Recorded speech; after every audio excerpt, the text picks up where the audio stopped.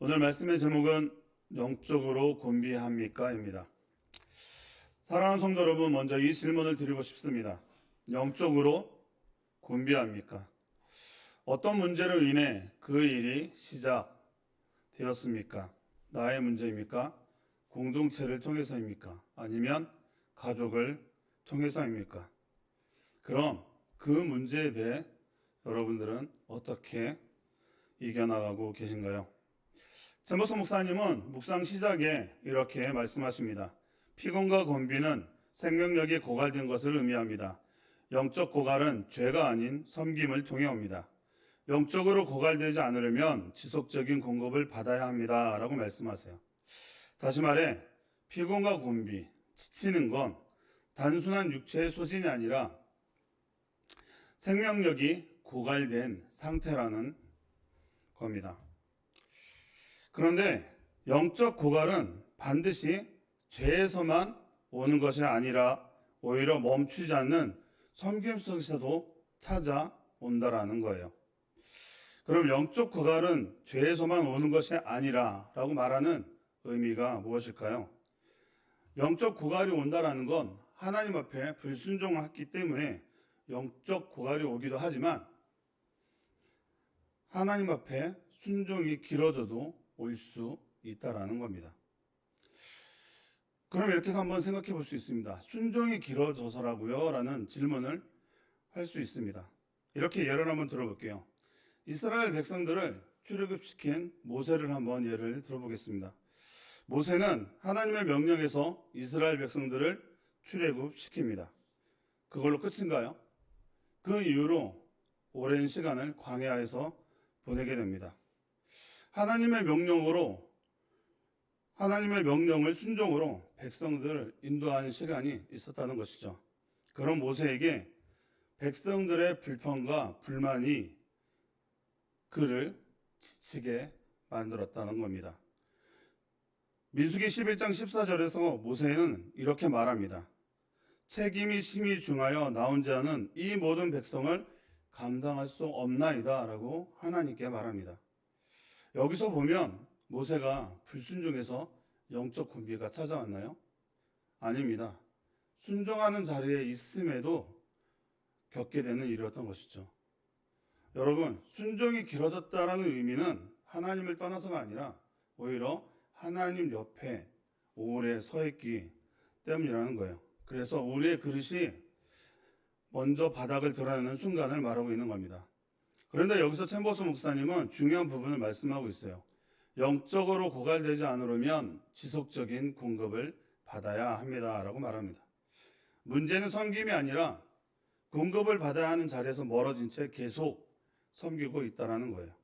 우리는 하나님을 의지한다라고 말하지만 어느 순간부터는 하나님 앞에서 버티고 있지는 않느냐는 겁니다.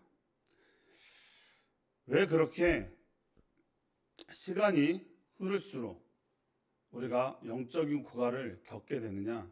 하나님 앞에 오래 서 있기 때문에. 사실 이 말씀이 사실 이해가 되지는 않았습니다. 하나님 앞에 있는데 우리는 분명히 공급받는다고 생각하고 있는데 왜 영적 고갈을 경험할까?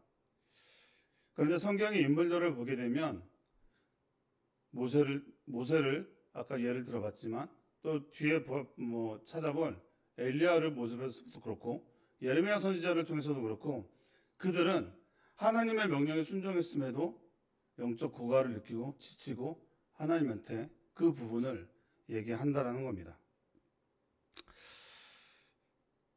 그런데 하나님은 고갈된 우리를 책망하지 않으십니다. 왜냐하면 하나님께서는 책망보다는 다시 채우는 일이 먼저이기 때문이에요. 그래서 우리에게 필요한 것은 공급입니다. 공급의 근원 앞에 다시 서야 한다는 것이죠. 그 근원이 어디입니까? 바로 하나님입니다. 그렇게 지친 모세에게 하나님은 다시 말씀을 하십니다. 16절과 17절 말씀을 한번 제가 읽어드릴게요. 여호와께서 모세에게 이르시되 이스라엘 노인 중에 내가 알기로 백성의 장로와 지도자가 될 만한 자 70명을 모아 내게 데리고 와 회막에 이르러 거기서 너와 함께 서게 하라. 내가 강림하여 거기서 너와 말하고 내게 임한 영을 그들에게도 임하게 하리니 그들이 너와 함께 백성의 짐을 담당하고 너 혼자 담당하지 아니하리라 라고 말씀하십니다. 사랑하는 성도 여러분, 지치고 힘드십니까?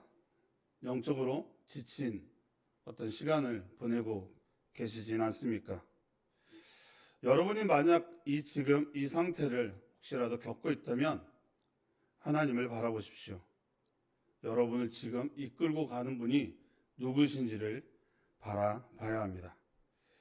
하나님은 여러분을 부르십니다. 그 하나님의 부르심 앞에 우리는 나아가 새 힘을 얻어야 합니다. 그렇기 때문에 영적으로 고갈되지 않으려면 지속적인 공급이 필요합니다. 우리 일상의 삶에서도 공급은 너무나 필요합니다. 하루의 삶을 살아가기 위한 에너지를 얻기 위해선 잘 먹어야 하죠.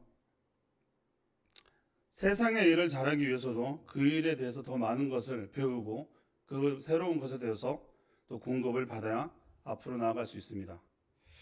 우리가 이용하는 자동차도 더 멀리 매일 타기 위해선 기름을 넣어줘야 합니다. 이러한 세상의 이치에 대해서는 너무나 자연스럽게 공급을 하는데 왜 영적으로는 공급받지 않고 소진될 때까지 쓰고 있느냐는 겁니다. 자동차를 매일 사용하기 위해선 매일 또는 며칠에 한 번씩 기름을 넣어줘야 합니다. 그렇지 않을 땐 어떤 일이 생기나요? 세상 말로 퍼집니다. 멈춰버리게 되는 것이죠. 그런데 그것이 내가 멈춰버리고 싶어서 멈추나요? 아닙니다. 연료가 다 고갈됐기 때문에 자연스럽게 멈추게 된 것이죠. 영적으로도 마찬가지라는 거예요. 저는 매일 기도를 하는데요. 그건 매일 숨 쉬는 거와 같습니다. 에너지를 얻어야죠. 육의 양식이 밥이라면 영의 양식인 말씀을 공급받아야 한다는 겁니다. 말씀 없이 체험적인 은혜만으로는 부족하다는 거예요. 여러분 안에 공급되어지는 말씀은 얼마나 되십니까? 말씀으로 얼마나 충전을 하고 계시는지 묻고 싶습니다. 묵상에 이런 표현이 있습니다. 예수님께서 베드로에게 말씀하셨습니다. 내 양을 먹이라. 그러나 주님은 베드로에게 양들을 먹일 아무 음식도 주지 않으셨습니다. 라고 말씀하세요. 요한복음 21장 17절에서 부활하신 예수님은 베드로에게 찾아오셔서 이렇게 묻습니다. 내가 나를 사랑하느냐? 베드로는 말합니다. 내가 주님을 사랑하는 줄 주님께서 아시나이다. 그때 주님은 베드로에게 말씀하십니다. 내 양을 먹이라. 그러나 여러분, 주님은 그 자리에서 베드로에게 어떤 양식도 어떤 음식도 손에 쥐어주지 않았습니다. 세상적인 상식으로 보면 먹을 것을 주면서 먹이라고 말씀해야 되는 거 아닌가라는 반문을 할 수도 있겠지만 이것은 질서에 대해 말씀하고 있는 겁니다. 주님은 베드로에게 양을 먹이는 사명을 주셨지만 양을 먹일 근원은 베드로가 아님을 분명히 말씀하고 있는 것이죠. 베드로는 전달자의 역할을 한다는 겁니다. 양의 생명을 유지시키는 것도 베드로의 열심도 경험도 헌신도 아니라는 겁니다. 그 양에게 먹일 양식의 근원은 오직 주님께로부터 흘러오는 생명이라는 것이죠.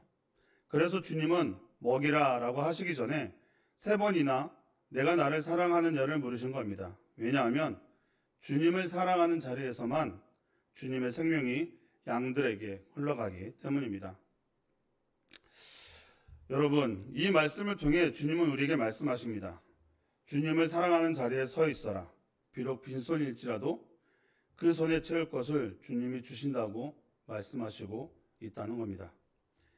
우리가 주님께 머무는 한 베드로의 빈손도 우리의 빈손도 문제가 되지 않습니다. 왜냐하면 빈손은 오히려 주님 앞에 다시 나아갈 이유가 되기 때문입니다. 제머스 목사님 말입니다.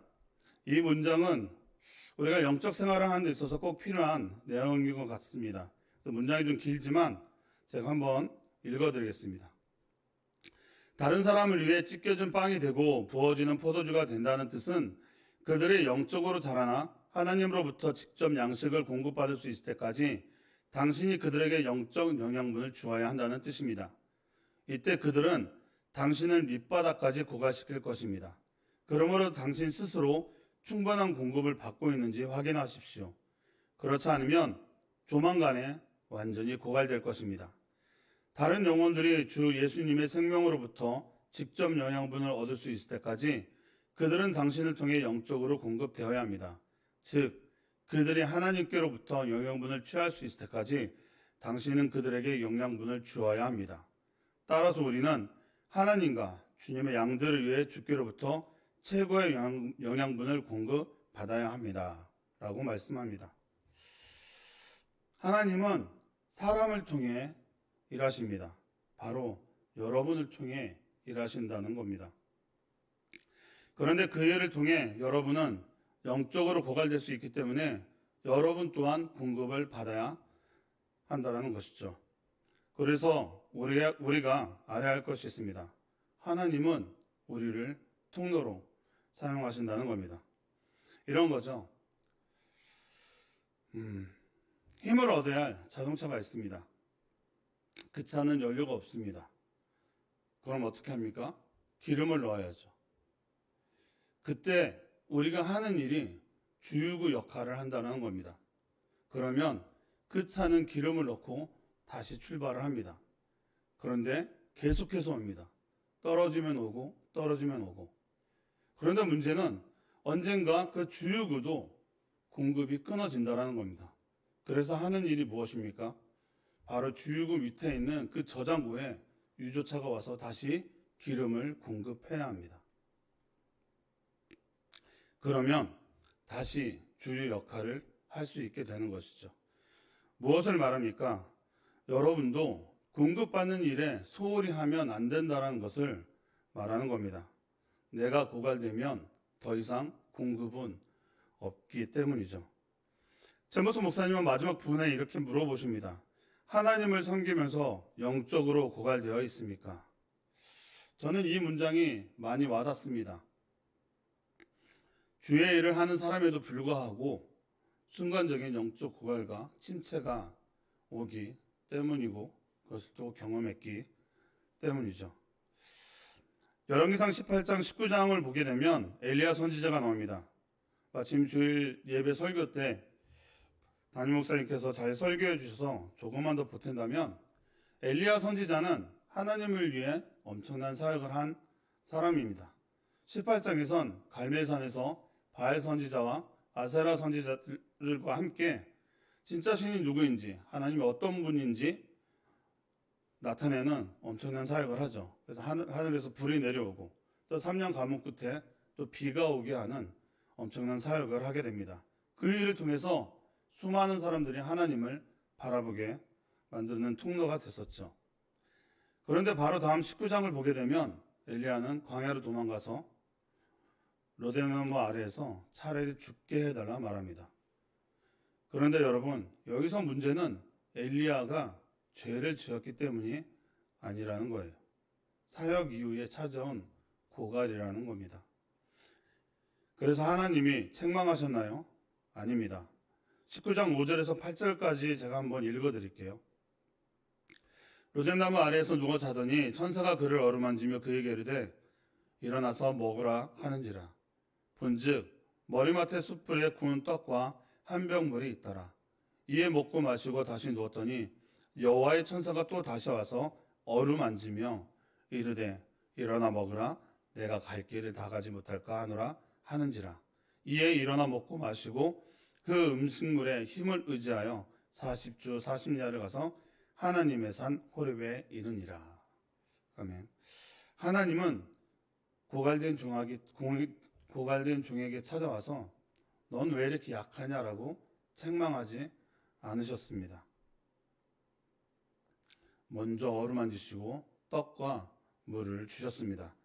그리고 말씀하십니다. 19장 18절에 그러나 내가 이스라엘 가운데 7,000명을 남기리니 다 바알에게 무릎을 꿇지 아니하고 다 바알에게 입맞추지 아니한 자니라. 하나님은 이런 분이십니다. 엘리야는 혼자 공급한다고 생각했지만 하나님이 이미 여러 통로를 만들어 놓으셨다는 것이죠. 여러분, 영적 고갈은 혼자 담당할 때 더 크게 느끼게 됩니다. 그러나 하나님은 한 사람만 통로로 사용하시지 않는다는 것이죠. 묵상 마무리를 이렇게 표현하세요. 주님은 다른 사람을 위해 당신이 고갈되게 하시려고 당신을 구원하시고 거룩하게 하셨습니다. 하나님을 위해 고갈되십시오. 그러나 모든 공급은 하나님께로부터 온다는 사실을 기억하십시오. 사랑하는 성도 여러분, 하나님은 우리를 편안한 사역, 안전한 사역을 위해 부르지 않으셨습니다. 다른 영혼을 위해 기꺼이 자신을 내어주는 통로로 부르셨습니다. 그렇기 때문에 우리의 모든 힘이 바닥나는 자리까지 가게 될 수도 있습니다. 그러나 기억하십시오. 우리는 마르는 샘이 아니라 끊임없이 하나님께 연결된 통로라는 겁니다. 하나님을 위해 쏟아내십시오. 모든 생명과 능력과 회복의 근원은 오직 하나님께 있습니다. 우리가 비워질수록 주님으로 채워지고 우리가 약할수록 주님의 생명이 더 선명하게 흐르게 될 것입니다. 그러나 여러분, 우리 이렇게 고백합시다. 나의 모든 샘물은 주님 안에 있습니다. 주님 저를 통로로 사용하여 주옵소서 하고 말이죠. 말씀을 마무리하겠습니다. 저는 오늘 말씀을 준비하며 우리에게 다가오는 영적 권비를 어떻게 전달을 할까라는 생각을 묵상을 하게 되었습니다. 우리는 언제든지 영적 권비가 찾아옵니다. 젊다고 해서, 나이가 들었다고 해서, 신앙생활을 오래 해서, 신앙생활을 짧게 해서 아닙니다. 어느 누구를 막론하고 영적 권비는 찾아올 수 있습니다. 그때 우리가 해야 할 일이 있죠. 하나님을 바라보는 것. 하나님을 신뢰하고 나의 생명의 근원 되시는 하나님을 바라봐야 합니다. 그 공급이 이루어지지 않으면 우리는 하나님 앞에서 여지없이 무너지고 말기 때문입니다. 오늘 말씀의 제목처럼 영적 곤비함이 찾아올 때 오늘 말씀을 기억하십시오. 영원하신 하나님 여호와 땅끝까지 창조하신 이는 피곤하지 않으시며 곤비하지 않으시며 명철이 한이 없으시며, 그리고 이어서 이렇게 말씀하십니다. 피곤한 자에게는 능력을 주시며 무능한 자에게는 힘을 더하시나니 소년에게도 피곤하며 곤비하며 장정이라도 넘어지며 쓰러지되 오직 여호와를 앙망하는 자는 새 힘을 얻으리니 독수리가 날개치며 올라간 같을 것이요 다른 박제를 하여도 곤비하지 아니하겠고 걸어가도 피곤하지 아니하리로다. 여러분, 오늘 하루를 살아갈 때 모든 생명과 회복의 근원 하나님께 연결된 삶을 살아가시기를 축복합니다. 기도하겠습니다.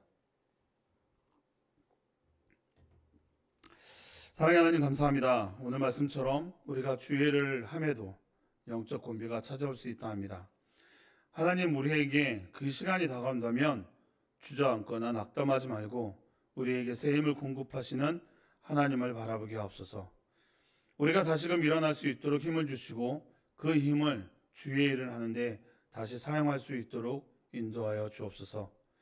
여호와를 앙망하는 자가 새 힘을 얻는 것처럼 주를 바라보고 주님께 공급받는 우리의 삶이 되게 하옵소서. 예수님 이름으로 기도합니다.